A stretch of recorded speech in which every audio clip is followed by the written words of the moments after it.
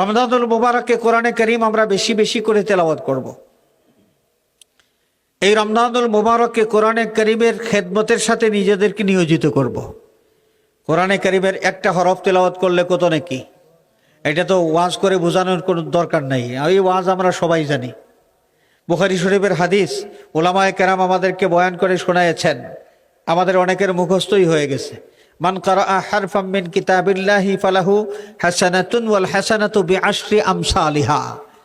কোরআনে কারীমের একটা হরফ যদি কেউ তেলাওয়াত করেন, এক হরফ তেলাওয়াত করলে 10 নেকি।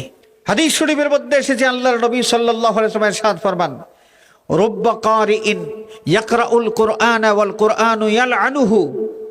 অনেক কোরআনে কারীম তেলাওয়াতকারী ব্যক্তি, এরা কোরআনে কারীম তেলাওয়াত করে, একদিকে তারা কোরআন শরীফ তেলাওয়াত করে, আরেকদিকে কোরআনে কারীম তাদেরকে লানত করতে থাকে।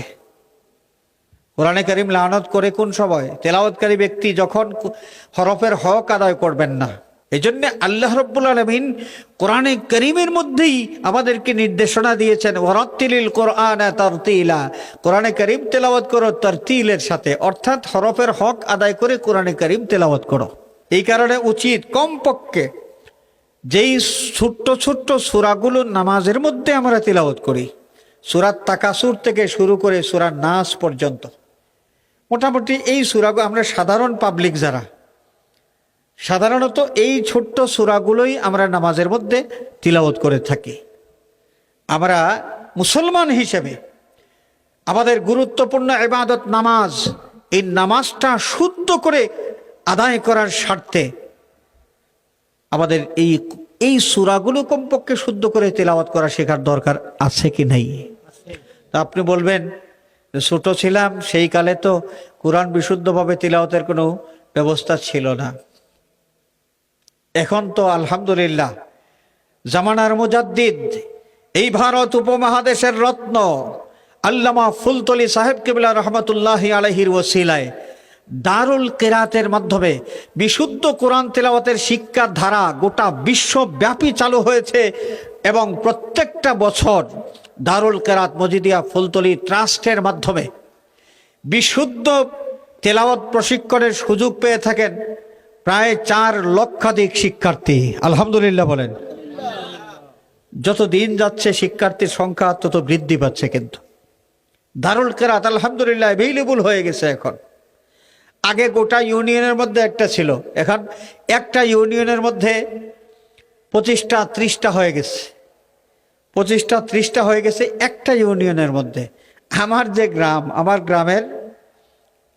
গ্রামে আছে, মাঝখানে আছে একটা, একটু ডান দিকে আছে একটা, বাম দিকে আছে একটা, পূব দিকে আছে 2টা, একটা হলো দক্ষিণ পূব আর একটা হলো উত্তর পূব। এই মোটামুটি 2 কিলোমিটার এলাকার মধ্যে 5টা দারুল কিরাত সেন্টার। আলহামদুলিল্লাহ বিভিন্ন জায়গায়, এই এলাকায় আছে, আলহামদুলিল্লাহ আছে। তো দারুল কিরাত প্রতিষ্ঠিত হয়েছে।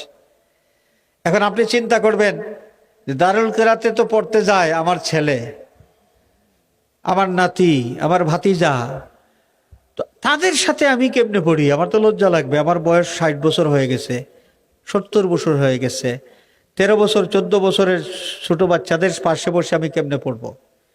কেন?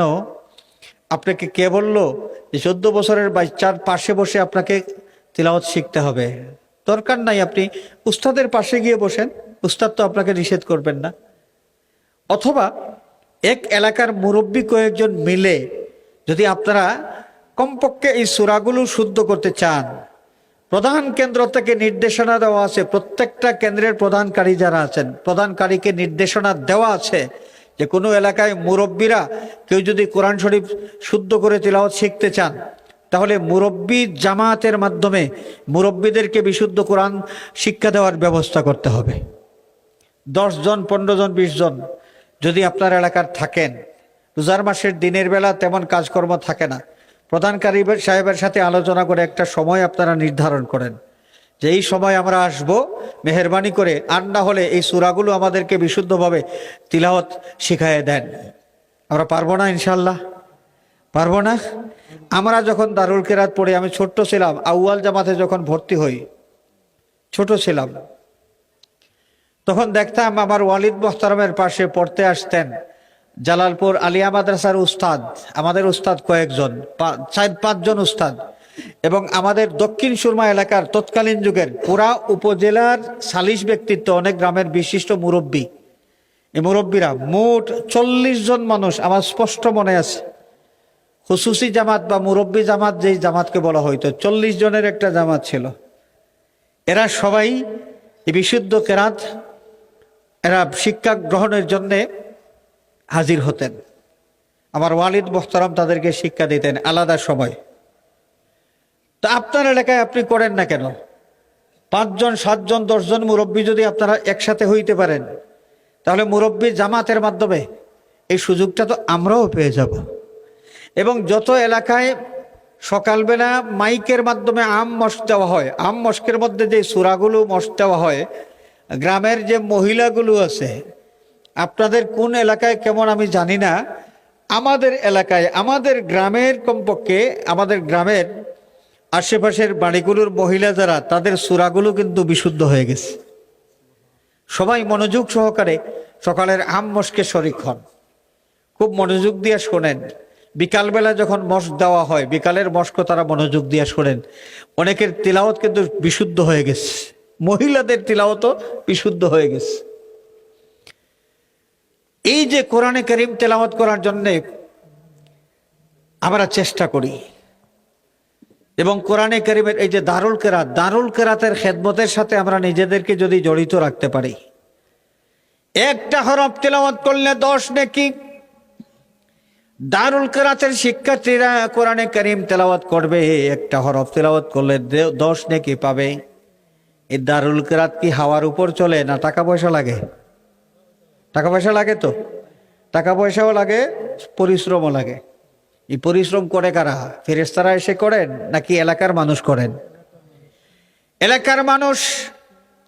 দারুল কেরাত পরিচালনার জন্য যারা শ্রম দিয়ে থাকেন, যারা টাকা পয়সা দিয়ে শরীক হন, মনে রাখবেন সারা দিন ব্যাপী কোরআনে কারীম তেলাওয়াত করে এক হরফ, এর মাধ্যমে 10টা নেকি করে এই দারুল কেরাত সেন্টারের শিক্ষার্থীরা সারা দিনে যত সওয়াব কামাই করবে, সকলের সওয়াবের পরিমাণ যত হবে, এই তত পরিমাণ সওয়াব এই দারুল কেরাত সেন্টারের খাদিম যারা আছেন তাদের আমল নামার মধ্যে আল্লাহ রাব্বুল আলামিন দান করে দেবেন।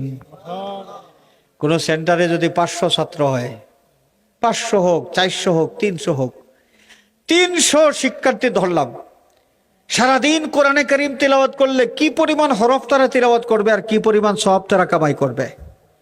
সব শিক্ষার্থীর সওয়াব একত্রিত করে পরিমাণ যা হবে, এই দারুল কেরাত সেন্টারের খাদিম যারা টাকা পয়সা দিয়া, শ্রম দিয়া এই শাখা কেন্দ্রকে যারা পরিচালনা করছেন, এদের প্রত্যেকের আমল নামায় আল্লাহ রাব্বুল আলামিন সমান সওয়াব দান করে দিবেন। সুবহানাল্লাহ। সুতরাং কোরআন নাজিলের মাসে কোরআনে কারীমের সাথে আমরা যেন মহব্বতের সম্পর্ক রেখে চলতে পারি।